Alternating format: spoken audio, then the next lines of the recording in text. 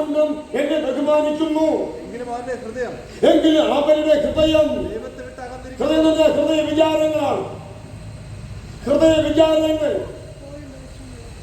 അല്ലാതെ heart attack വരുന്ന ഹൃദയമല്ല, attack വരുന്ന ഹൃദയമല്ല.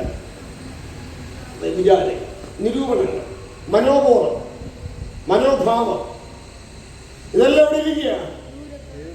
ഇതെല്ലാം ദൈവ വചനത്തെ വിട്ട്, ദൈവ സാന്നിധ്യം വിട്ട്, ദൈവ നിയോഗം വിട്ട് അകന്നിരിക്കുക എന്ന് പറഞ്ഞാൽ യെശയ്യാ പ്രവചനത്തിൽ വായിച്ചതുപോലെ എന്റെ വിചാരങ്ങളെല്ലാം നിങ്ങളുടെ വിചാരങ്ങൾ, എന്റെ വഴികളെല്ലാം നിങ്ങളുടെ വഴികൾ, ആകാശം ഭൂമിക്ക് മീതെ ഉയർന്നിരിക്കുന്നത് പോലെ എന്റെ വഴികൾ നിങ്ങളുടെ വഴികളിലും. അപ്പോൾ എത്ര അകലം നോക്കണം. ഇത് തിരിച്ചറിഞ്ഞ ബോധം നമുക്കുണ്ടോ? ഈ വചനം ഇങ്ങനെ എഴുതിയിരിക്കെ നാം പറയുന്നു ദൈവ എന്റെ കൂടെ ഇമ്മാനുവേൽ എന്ന് ഞാൻ പറയുന്നു. എന്താ അർത്ഥമുള്ളതിൽ?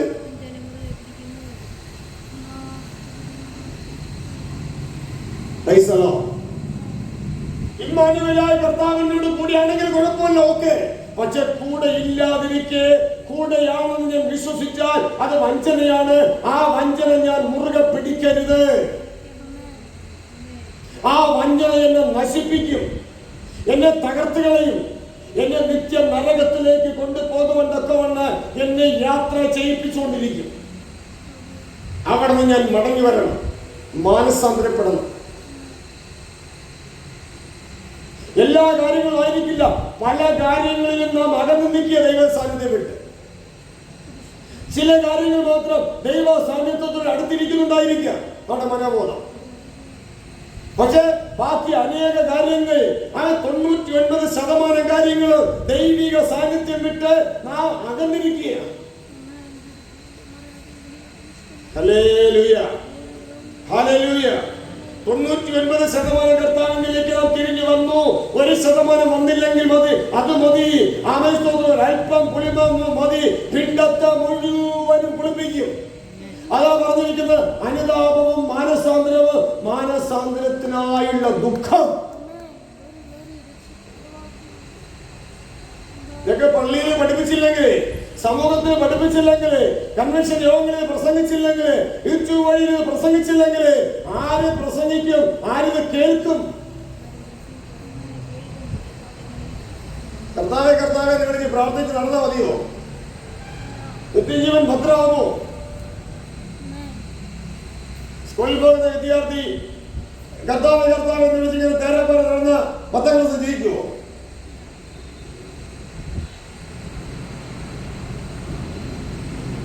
സ്തോത്രം. അപ്പൊ തേരാപ്പാറ നടന്നാൽ 10ാം ക്ലാസ് ജയിക്കില്ലെങ്കിൽ പ്രാർത്ഥിച്ചുകൊണ്ട് തേരാപ്പാറ നടന്നാലേ പരീക്ഷ ജയിക്കുമോ? ആത്മീയ പരീക്ഷ ജയിക്കാത്തവൻ അവിടെ ജയിക്കുമോ? ജയിക്കാത്തവനെ ആലയത്തിൽ കയറ്റുമോ?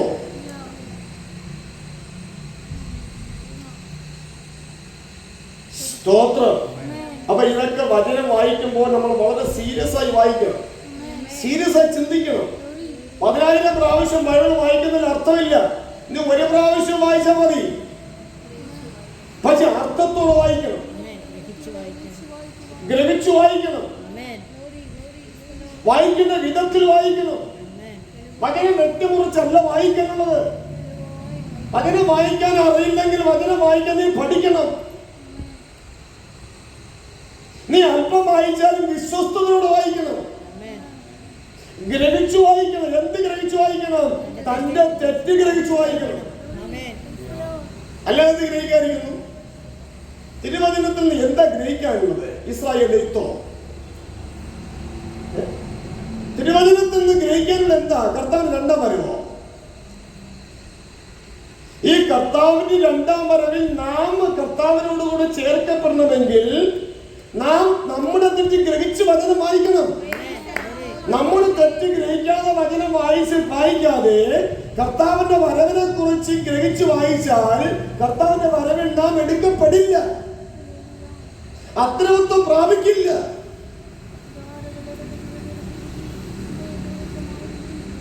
സ്തോത്രം. ന്യായവിധിക്കായിട്ട് മാത്രമേ ഉയർത്തെഴുന്നേൽക്കുള്ളൂ. സ്തോത്രം. നമുക്ക് കർത്താവിനോട് കൂടെ വസിപ്പാൻ ഉയർത്തെഴുന്നേൽക്കണം, പുനരുത്ഥാനം വരണം. അങ്ങനെ സംഭവിക്കണമെങ്കിൽ വചനം വായിക്കുമ്പോഴൊക്കെ തന്റെ തെറ്റ് ഗ്രഹിച്ചു വായിക്കണം, പ്രാർത്ഥിക്കുമ്പോഴൊക്കെ തന്റെ തെറ്റ് ഗ്രഹിച്ച് പ്രാർത്ഥിക്കണം, പ്രസംഗം കേൾക്കുമ്പോഴൊക്കെ തന്റെ തെറ്റ് ഗ്രഹിച്ച് പ്രസംഗം കേൾക്കണം, പ്രസംഗിക്കുമ്പോഴൊക്കെ തന്റെ തെറ്റ് ഗ്രഹിച്ച് പ്രസംഗിക്കണം. അതാണ് ദൈവപ്രസാദം. അല്ലാതെ ഒരു പ്രസംഗവും ദൈവപ്രസാദമല്ല. പാട്ട് പാടുമ്പോഴായാലും തന്റെ തെറ്റ് ഗ്രഹിച്ച് പാട്ട് പാടണം. അതാണ് ദൈവപ്രസാദം. ദൈവഭക്തന്മാർ സങ്കീർത്തനം പാടിയത് തന്റെ തെറ്റ് ഗ്രഹിച്ച. സങ്കീർത്തനം വായിക്കുമ്പോഴറിയല്ലോ എല്ലാം തന്റെ തെറ്റ് ഗ്രഹിച്ച സങ്കീർത്തനമില്ല. പാട്ട് അവർ പാട്ടമായി സങ്കീർത്തനമായി എഴുതിയപ്പോൾ അവരെ തെറ്റി ഗ്രഹിച്ചാ എഴുതിയിരിക്കുന്നേ. ഇന്ന് പാടുന്നവർ എന്ത് തെറ്റി ഗ്രഹിക്കുന്നു? പോഷന്റെ ഗീതമല്ലേ, മൂടന്റെ ഗീതം. ഇത് കൈയടിച്ച് താളം കൊടുത്ത് നാം ആ പാട്ടിനോട് ലയിച്ചാൽ നാം എന്തായി മാറും? ദൈവവചനത്തോട് ചേരാൻ പറ്റുമോ?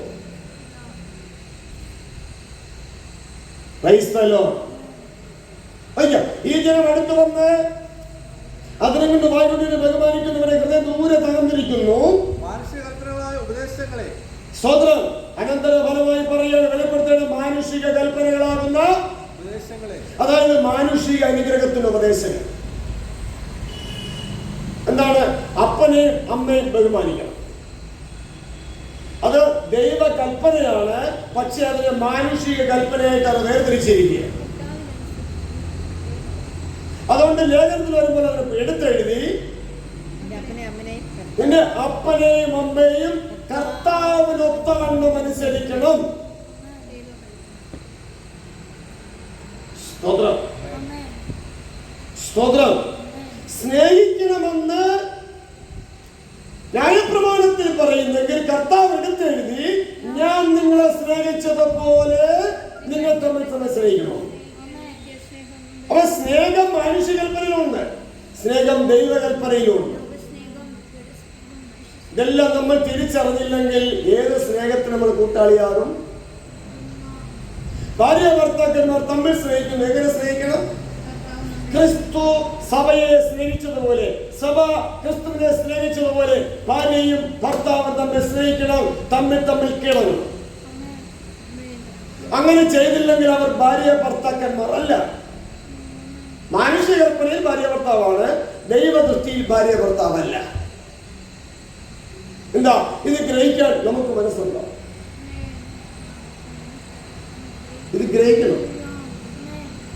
ചുമ്മാ ഭാര്യ ഭർത്താവ് എന്ന് പറഞ്ഞാൽ ഭാര്യ ഭർത്താവില്ല, ചുമ്മാ എന്റെ മക്കളെന്ന് പറഞ്ഞാൽ മക്കളാവില്ല, എന്റെ അമ്മയപ്പനെന്ന് പറഞ്ഞാൽ അമ്മയപ്പനാവില്ല.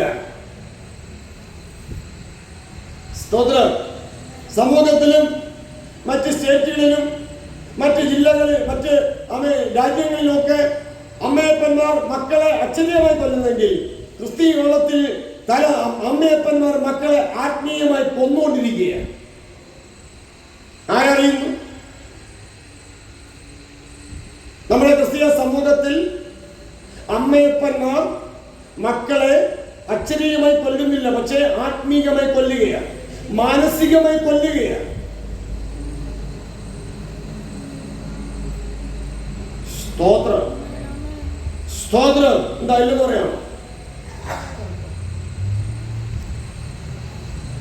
ഹല്ലേലൂയ, ഹല്ലേലൂയ, ഹല്ലേലൂയ. അമ്മയപ്പന്മാരുടെ മാതൃകയില്ലാത്ത ജീവിതം തലമുറകൾ എന്ത് ചെയ്യുക? മാനസികമായി തകർത്തുകൊണ്ടിരിക്കുക. അക്ഷരീയമായി കൊല്ലുന്ന കാര്യം ഒരു വലിയ കാര്യമൊന്നുമല്ല, പക്ഷെ മാനുഷിക കൽപ്പനയിൽ അത് വലിയ കാര്യമാണ്. പക്ഷെ ദൈവകൽപ്പനയിൽ വരുമ്പോൾ ആത്മീയമായി കൊല്ലുന്നതാണ് ഏറ്റവും വലിയ കാര്യം. അതിന് ഇവിടെ കേസെടുക്കില്ല, പക്ഷെ സ്വർഗത്തിലെ കേസെടുക്കും. സ്തോത്രം. അപ്പൊ ഇതെല്ലാം നമ്മുടെ ജീവിതത്തിൽ വചനം വായിക്കുമ്പോഴൊക്കെ നാം നമ്മുടെ തെറ്റുകളെ ഗ്രഹിക്കണം. നീ വായിക്കുന്നത് ഗ്രഹിക്കുന്നുവോ? ഹല്ലേലൂയ. 2000 വർഷങ്ങൾക്ക് മുമ്പ്, അതായത് ഈ 2000 ഇതിനു മുൻപ് 1999 വരെ വചനം വായിക്കുമ്പോഴൊക്കെ ആളുകൾ പ്രസംഗിച്ചിരുന്ന ഗ്രഹിച്ചിരുന്ന എന്താണെന്നറിയോ? 1999 വരെ വചനം വായിക്കുമ്പോഴൊക്കെ ആൾക്കാർ ഗ്രഹിച്ചിരുന്നത്, പ്രാസംഗികന്മാർ ഗ്രഹിച്ചിരുന്നത് 2000 ക്രിസ്തു വരുമെന്നാണ്. അതാണ് ഗ്രഹിക്കാനുള്ളത്. 2000 ക്രിസ്തു വരാതെ നമ്മൾ പ്ലേറ്റ് മൊത്തം മാറ്റി. 25 വർഷം കൊണ്ട് ഇങ്ങനെ തെക്ക് വടക്കില്ലാതെ പ്രസംഗിച്ച് നടക്കാനുണ്ട്. തെക്കേന്നറിയില്ല, വടക്കേന്നറിയില്ല, കിഴക്കേന്നറിയില്ല, പടിഞ്ഞാറേന്നറിയില്ല. സ്തോത്രം. അങ്ങനെയുള്ള കൂട്ടരായിരുന്ന നമ്മെ കർത്താവ് തന്റെ കരുണാനിധിയായി ആകിയാൽ തന്റെ ദയക്കൊത്തവണ്ണം നമുക്ക് തന്റെ തെറ്റുകളെ ഗ്രഹിപ്പാൻ നമുക്ക് ദൈവം വരം നൽകിയത് ആമേ സ്തോത്രം ചില്ലറ കാര്യമെന്ന് വിചാരിക്കരുത്. ആമേ സർവ്വ ലോകത്തിനേക്കാളും വിലയേറിയ കാര്യമാണ്. അതുകൊണ്ട് തന്റെ തെറ്റുകളെ ഗ്രഹിക്കുന്ന കാര്യത്തോട് മത്സരിക്കരുത്. വായിക്കാം. മാനുഷികൽപ്പനകളായ ഉപദേശങ്ങളെ അവർ പഠിപ്പിക്കുന്നത് കൊണ്ട് അവർ പഠിപ്പിക്കുന്നു. അപ്പൊ എന്താ പഠിപ്പിക്കുന്നത്? കൺവെൻഷൻ യോഗങ്ങൾ പഠിപ്പിക്കുന്ന എന്താ? ഉപവാസ പ്രാർത്ഥനകളിൽ പഠിപ്പിക്കുന്ന എന്താ? മാനുഷികമായ അനുഗ്രഹത്തെ കുറിച്ച്, താൽക്കാലിക അനുഗ്രഹത്തെ കുറിച്ച്, ദ്രവത്വമായ അനുഗ്രഹത്തെ കുറിച്ച്. പക്ഷെ എന്താ പഠിപ്പിക്കാനുള്ളത്? അദ്രവത്വമായ അനുഗ്രഹം പ്രാപിക്കുന്നതിന് വിരോധമായി മനോബോധത്തിൽ നിൽക്കുന്ന പാപത്തെ കുറിച്ച് ജനത്തിന് ബോധവൽക്കരിക്കുവാൻ ഓരോരുത്തരും പരിശുദ്ധാത്മാവിന്റെ അഭിഷേകം പ്രാപിക്കേണ്ടതാണ്. സ്തോത്രം. അതിന് പകരം കിട്ടിയ ആത്മാവ് പരിശുദ്ധാത്മാവെന്ന ധാരണയിൽ എല്ലാവരും ഇങ്ങനെ കൊട്ടിക്കൊഴിച്ചടക്കെ പ്രാസംഗികന്മാരായി, പ്രവാചകന്മാരായി, അപ്പോസ്തലന്മാരെ ഇങ്ങനെ നടക്കുകയാണ്. അതാണ് ബൈബിൾ പറയുന്നത്. വെളിപ്പാട് പുസ്തകത്തിൽ പറയുന്നത് അപ്പോസ്തലന്മാർ അല്ലാതിരിക്കെ അപ്പോസ്തലന്മാരെന്ന് പറഞ്ഞ് നടക്കുന്നവരെ കള്ളന്മാർ എന്ന് മനസ്സിലാക്കണം, ഗ്രഹിച്ചറിയണം, ചിന്തിക്കണം. തന്റെ തെറ്റ് ഗ്രഹിക്കാത്തവർ ആരാണ് അപ്പോസ്തലൻ? അവർ അപ്പോസ്തലനാണോ? തന്റെ തെറ്റ് ഗ്രഹിക്കാത്തവൻ പ്രവാചകനാണോ? തന്റെ തെറ്റ് ഗ്രഹിക്കാത്തവൻ ഉപദേഷ്ടാവാണോ? തന്റെ തെറ്റ് ഗ്രഹിക്കാത്തവൻ സുവിശേഷകനാണോ? ആണോ? ഉണ്ടെങ്കിൽ ഇപ്പൊ പറയണം, ഇല്ലെങ്കിൽ ഇനി മേലാൽ പറയരുത്. സ്തോത്രം. ഇതൊക്കെ നാം മനസ്സിലാക്കിയിട്ട് തന്നെ പ്രവാചകൻ ഇടയ്ക്കൽ പോയി പ്രവചനം കേൾക്കുന്നത്. ഇതൊക്കെ മനസ്സിലാക്കിയിട്ട് തന്നെ അങ്ങും ഓടി ഉപദേശം കേൾക്കാൻ പോകുന്നത്. സ്തോത്രം. ഇതെല്ലാം നാം തിരിച്ചറിയണം, ഗ്രഹിച്ചറിയണം. തന്റെ തെറ്റ് ഗ്രഹിക്കാത്ത ഒരുത്തനെയും ഒരുത്തിയെയും ദൈവം തന്നെ പരിശുദ്ധാത്മാവിനെ കൊടുക്കില്ല. ദൈവം അങ്ങനെയുള്ളവരെ അയക്കില്ല പ്രസംഗിക്കാൻ. അതുകൊണ്ട് എന്ത് ചെയ്യും? വിളിക്കും പോവും, വിളിക്കും പോവും. ഫസ്റ്റ് ഡേറ്റ് ഉണ്ട്, ഇന്ന ദിവസം. ഓ ഡേറ്റ് ഉണ്ട്. ഇല്ല ഡേറ്റ് ഇല്ല. ഒന്നും ഡേറ്റ് ഇല്ല, അല്ലെങ്കിൽ ഡേറ്റ് ഉണ്ട്. വിളിച്ചു, ഡേറ്റ് എഴുതി പോയി. അത് പരിശുദ്ധാത്മാവ് അയച്ചതല്ല.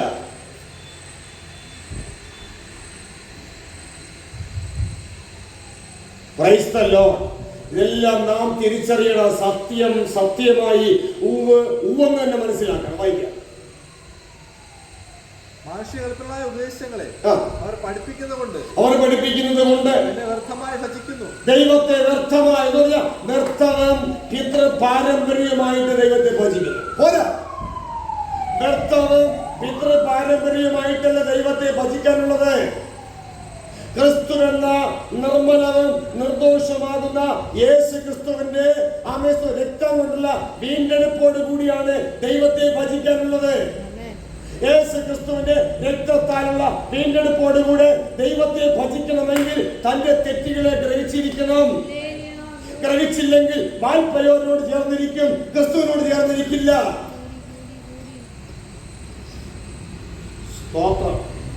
എന്തെങ്കിലും ഗ്രഹിക്കുന്നുണ്ടോ? മനോബോധം എന്തെങ്കിലും തുളച്ച് കയറുന്നുണ്ടോ?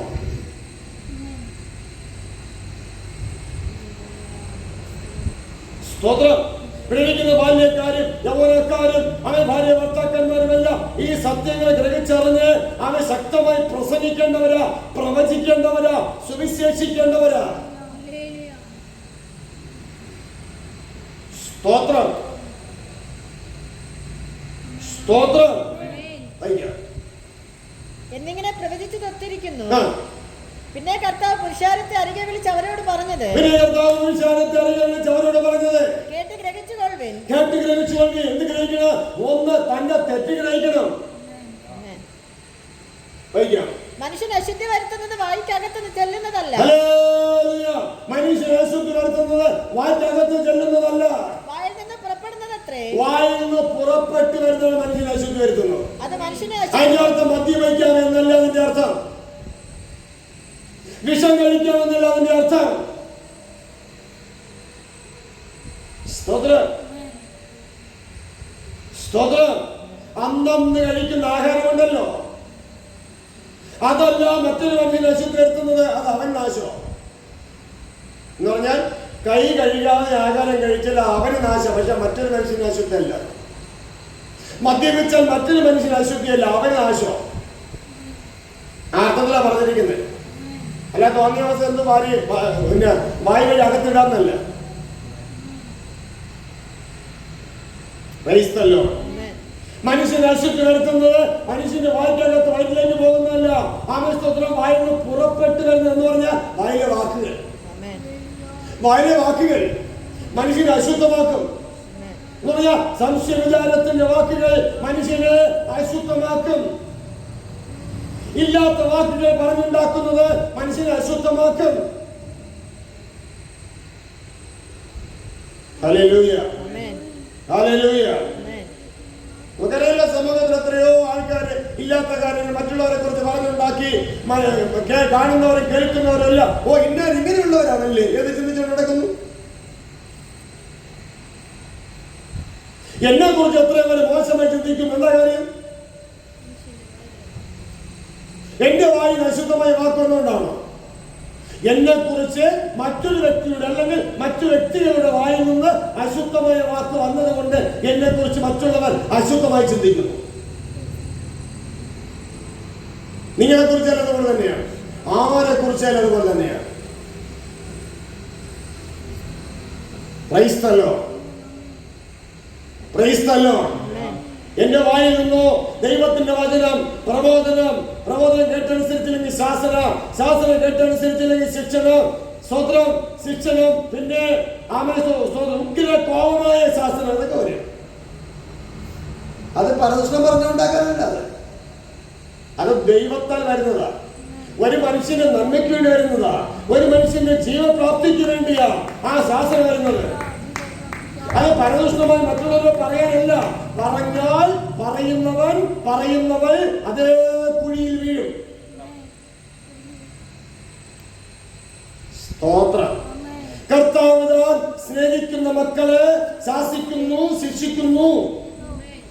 ഈ ശാസനയും ശിക്ഷണവും കേട്ടിട്ട് മക്കളെ ഉപദ്രവിക്കുന്നു, അനാവശ്യമായി മർദ്ദിക്കുന്നു എന്നാരെങ്കിലും പരദൂഷണം പറഞ്ഞാൽ ആർക്കാ ദോഷം?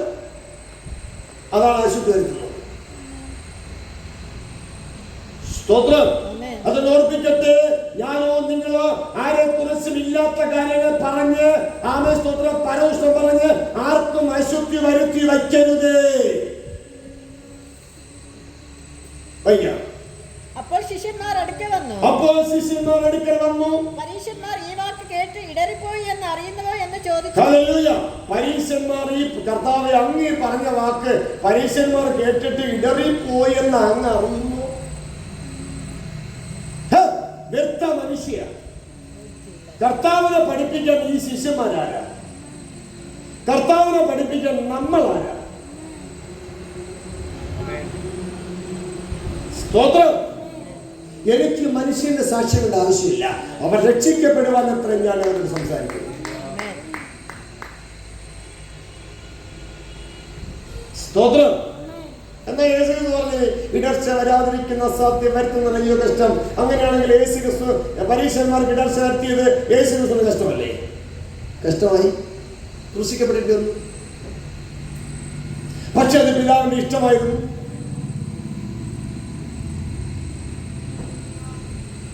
സ്തോത്രം.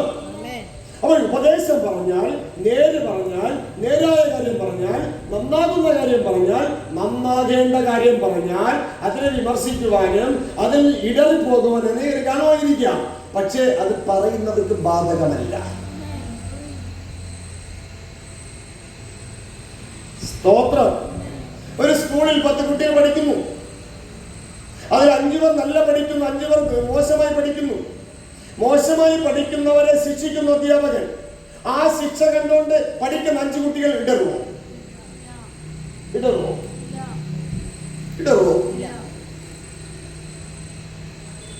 പഠിക്കേണ്ടവരിടറില്ല. സ്തോത്രം. ആ പഠിക്കാത്ത 5 കുട്ടികളെ വിദ്യാർത്ഥികളെ അധ്യാപകർ ശാസിക്കുന്നത്, ശിക്ഷിക്കുന്നത് അവരോടുള്ള സ്നേഹം കൊണ്ടാണ്. അത് പഠിക്കുന്ന കുട്ടികൾ ഇടറാൻ വേണ്ടിയല്ല. ഇത് നമ്മൾ സത്യമായി മനസ്സിലാക്കണമെന്നേ. ഇന്ന് ആൾക്കാർ ചിന്തിക്കുന്നത് എന്താണ്? ഓ, അത് അങ്ങനെ പറയുമ്പോൾ ഇങ്ങനെ പറയുമ്പോൾ അത് ഇടറിൽ പോയി. ശാസിക്കാൻ പാടില്ല, ദേഷ്യപ്പെടാൻ പാടില്ല, ശിക്ഷിക്കാൻ പാടില്ല, അവൻ ഇടറിൽ പോകും. ഈ പാടില്ല പാടില്ല പാടില്ല എന്ന് പറയുന്ന കള്ളനാണ്.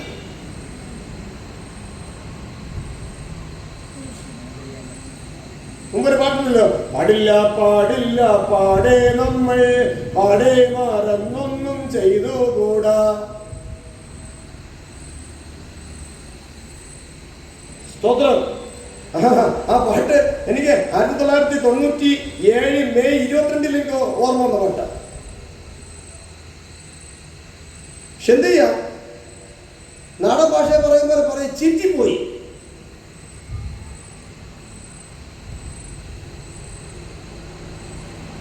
സ്തോത്രം.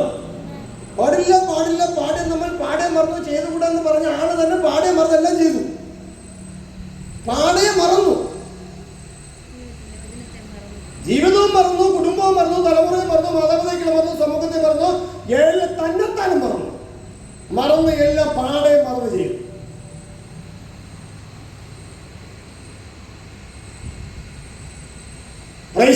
പിന്നെയോ കനലെ ചോലയിൽ അടുമയ്ക്കാൻ ഞാനും വരട്ടെയോ നിന്റെ കൂടെ എന്ന് പറഞ്ഞ ആടെന്ന് പറഞ്ഞാരാ? യേശു ക്രിസ്തുവിനാൽ തിരഞ്ഞെടുക്കപ്പെട്ടവർ ആടുകൾ. അവരെ മേയ്ക്കാൻ ഞാനും വരട്ടോന്ന് കൂടെ. എന്നിട്ടെന്തായി?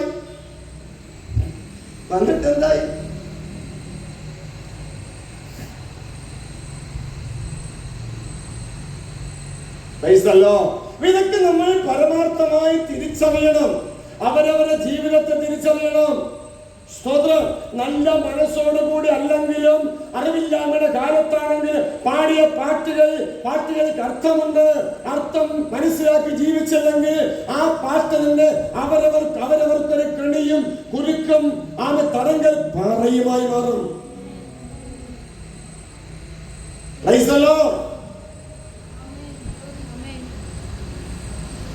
അതിന് കർത്താവിന്റെ ആടുകളെ മേയ്ക്കുവാൻ വേദനിക്കപ്പെട്ടവരത് ചെയ്യണം. ആടുകൾക്ക് ഇടർച്ച ഉണ്ടാക്കരുത്. പക്ഷെ പരീശന്മാർക്ക് ന്യായശാസ്ത്രമാർക്ക് ഇടർച്ച ഉണ്ടാകേണ്ടി വന്നാൽ അതെങ്ങനെ? സത്യം പറയുന്നത് മുഖാന്തരം. പക്ഷെ ആടുകൾക്ക് ഇടർച്ച ഉണ്ടാക്കരുത്. അതിന് കർത്താവ് എന്റെ പിതാവ് നട്ടിട്ടില്ലാത്ത ശിഷ്യന്മാർക്ക് മറുപടി കൊടുക്കുക. അതിന് കർത്താവ് സ്വർഗസ്ഥനായ എന്റെ പിതാവ് നട്ടിട്ടില്ലാത്ത തൈയൊക്കെ എന്ത് ചെയ്യും? വേരോടെ പിഴുതും. ആർക്കാ നഷ്ടം? പിതാവ് നട്ടിട്ടില്ലാത്ത തൈ എന്ന് പറഞ്ഞാൽ പിതാവായ ദൈവത്തിന്റെ വചനത്തിൽ വേരൂന്നി വളരാത്ത എല്ലാ തൈകളും എല്ലാ വൃക്ഷങ്ങളും വേരോടെ ഉണങ്ങിപ്പോകും, വേരോടെ പിഴുതു പോകും. അത് മനുഷ്യനെ സൂചിപ്പിച്ച് പറയും. അതാണ് യാഗത്തിലല്ല കരുണയിലത്ര ദൈവം പ്രസാദിക്കുന്നത് എന്ന് പറഞ്ഞാൽ തന്റെ തെറ്റുകളെ ഗ്രഹിച്ച് തന്റെ പാപങ്ങളെ ഏറ്റുപറഞ്ഞ് ഉപേക്ഷിക്കുന്നവരെയാണ് ദൈവം പ്രസാദിക്കുന്നത്. ഹാബേൽ പാപത്തെ കുറിച്ചുള്ള മനോബോധത്തോടെ വഴിപാട് കഴിച്ചു. കൈനോ സ്വന്തം ന്യായീകരണത്തിൽ വഴിപാട് കഴിച്ചു. സ്തോത്രം. ഈ നാളുകളിലും നമ്മൾ തിരിച്ചറിയേണ്ട മനോബോധങ്ങൾ നിരവധിയാണ്. അത് തിരിച്ചറിയുവാൻ നമ്മുടെ ജീവിതത്തിൽ ഒരുക്കുന്ന അവസരങ്ങൾ, ആയുസ് വളരെ ഗുണമെന്നതാണ്. ജ്ഞാനമുള്ള ഒരു ഹൃദയം പ്രാപിക്കത്തക്കവണ്ണം നാളുകളെ എണ്ണുവാൻ ദൈവം നമ്മെ ഉപദേശിച്ചുകൊണ്ടിരിക്കുകയാണ്. ഉപദേശിക്കാൻ കാരണം നമ്മുടെ മാതാപിതാക്കൾ ചെയ്ത ഗുണമല്ല, നമ്മുടെ സഹോദരങ്ങൾ ചെയ്ത ഗുണമല്ല, പ്രത്യുത ദൈവത്തിന്റെ ഭക്തന്മാർ ദൈവത്തോട് പ്രാർത്ഥിച്ചതിന്റെ ഗുണമാണ്. ലോകത്തിലെ മനുഷ്യനെ കുറിച്ചല്ല ഭക്തൻ എന്ന് പറയുന്നത്. ബൈബിളിലെ ഭക്തന്മാർ, തിരുവഴുത്തിലെ ഭക്തന്മാർ ദൈവത്തോട് പ്രാർത്ഥിച്ചു, ദൈവമേ ഞാൻ മുന്നോട്ട് ഹൃദയം പ്രാപിക്കത്തക്കവണ്ണം നാളുകളെ എണ്ണുവാൻ ഞങ്ങളെ ഉപദേശിക്കണം. അവരുടെ പ്രാർത്ഥനയുടെ മറുപടിയാണ് നമുക്ക് ഉപദേശം ലഭിക്കുന്നത്. ചില ആൾക്കാർ എന്നോട് പറയാറുണ്ട്, അത് ദൈവഭക്തന്മാർ ഇന്ന് ഭൂമിയിലുണ്ട്, ദൈവ അപ്പോസ്തലന്മാർ ഭൂമിയിലുണ്ട്, ദൈവ മക്കളെ ഭൂമിയിലുണ്ട്, നീതിമാന്മാർ ഭൂമിയിലുണ്ട് എന്ന് അനേകർ എന്നോട് വാദിച്ചു പറയുന്നത്. ഞാനോ അവരോട് പറയുന്നത്, തിരുവചനം നിലനിർത്തി പറയുന്നു, ഇന്ന് ഭൂമിയിൽ നീതിമാൻ ആരുമില്ല, ഒരുത്തൻ പോലുമില്ല, അപ്പോസ്തലൻ ആരുമില്ല, ഒരുത്തൻ പോലുമില്ല, ഭക്തന്മാർ ആരുമില്ല, ഒരുത്തൻ പോലുമില്ല, ഞാൻ അടക്ക ഒരുത്തനുമില്ല. സ്തോത്രം. എന്നാൽ തിരുവഴുത്തിലുണ്ട്, ഭക്തന്മാരുണ്ട് തിരുവഴുത്തിൽ, പ്രവാചകന്മാരുണ്ട് തിരുവഴുത്തിൽ, അപ്പോസ്തലന്മാരുണ്ട് തിരുവഴുത്തിൽ, ഇടയന്മാരുണ്ട് തിരുവഴുത്തിൽ, ഉപദേഷ്ടാക്കന്മാരും തിരുവഴുത്തിലുണ്ട്. അവർ എഴുതി വെച്ചു, ഉപദേശത്തെ ഗ്രഹിച്ച് പിന്തുടർന്ന് യാത്ര ചെയ്യുക. അങ്ങനെ യാത്ര ചെയ്യുവാൻ മനസ്സ് വയ്ക്കുന്ന മനുഷ്യർ വളരെ ചുരുക്കമാണ് ഭൂമിയിൽ. അതുകൊണ്ടാണ് എഴുതി വെച്ചത്, നീതിമാൻ ആരുമില്ല, ഒരുത്തൻ പോലുമില്ല, ഭക്തന്മാർ ആരുമില്ല, ഒരുത്തൻ പോലുമില്ല, മനുഷ്യപുത്രന്മാരുടെ ഇടയിൽ വിശ്വസ്തന്മാർ ഇല്ലേ ഇല്ല. പിന്നെ ഇന്ന് ആൾക്കാർ പറയുന്നത് ഉണ്ട് ഉണ്ട്, അത് വിവാഹ വീട്ടിൽ പോയാൽ ഉണ്ണാം, എന്നിട്ട് ഉണ്ടോ എന്ന് ചോദിച്ചാൽ ഉണ്ടെന്ന് പറയാം, അല്ല ഭക്തന്മാർ ഉണ്ടെന്ന് പറയാൻ പറ്റില്ല.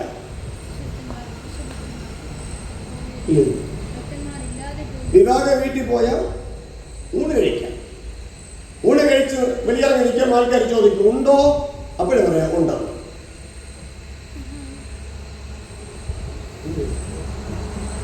അല്ല ഭക്തന്മാരുണ്ടോ എന്ന് ചോദിച്ചാൽ ഇല്ല, നീതിമാന്മാരുണ്ടോ എന്ന് ചോദിച്ചാൽ ഇല്ല. എന്നെ കുറിച്ച് ചേർത്താ പറയുന്നേ.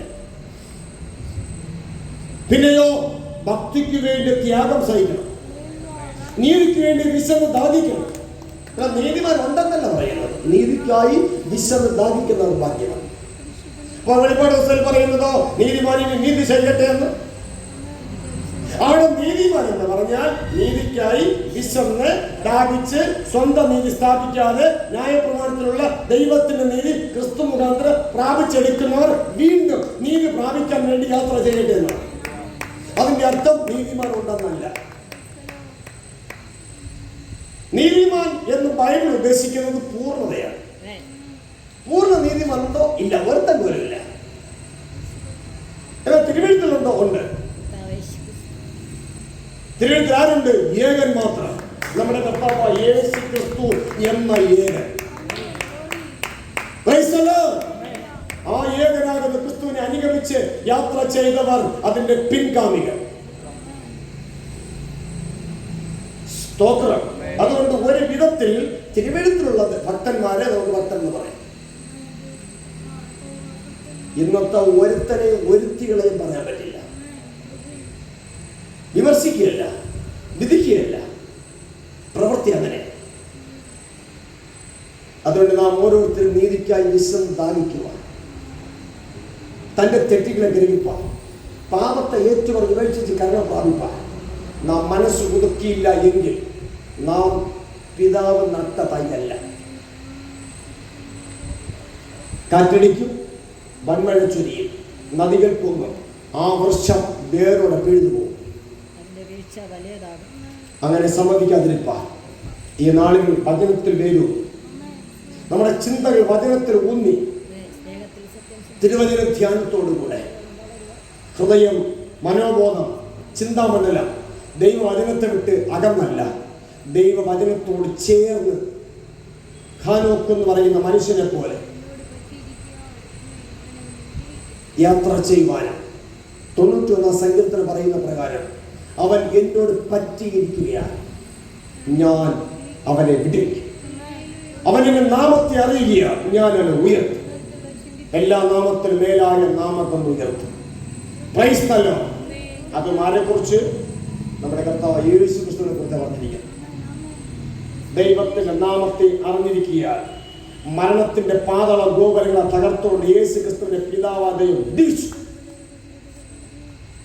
മാത്രമോ എല്ലാ നാമത്തിനും മേലായ നാമം കൊടുത്ത് ഉയർത്തേണ്ടി. അതിൽ നമുക്ക് പങ്കില്ല കേട്ടോ. അതിലെല്ലാത്തിനും പങ്കാളി നമ്മുടെ കർത്താവും നമ്മുടെ രക്ഷിതാവുമായ യേശു ക്രിസ്തു എന്ന നാഥൻ. അതിൻ്റെ അനുകാരികളായി മാറാനാണ് നമ്മൾ വിളിച്ചിരിക്കുന്നത്. തിരിച്ചറിവില്ലാതെ ആരെയും കയ്യില് ഉള്ളം കയ്യിൽ കൊണ്ട് തല വെച്ചു കൊടുക്കുക.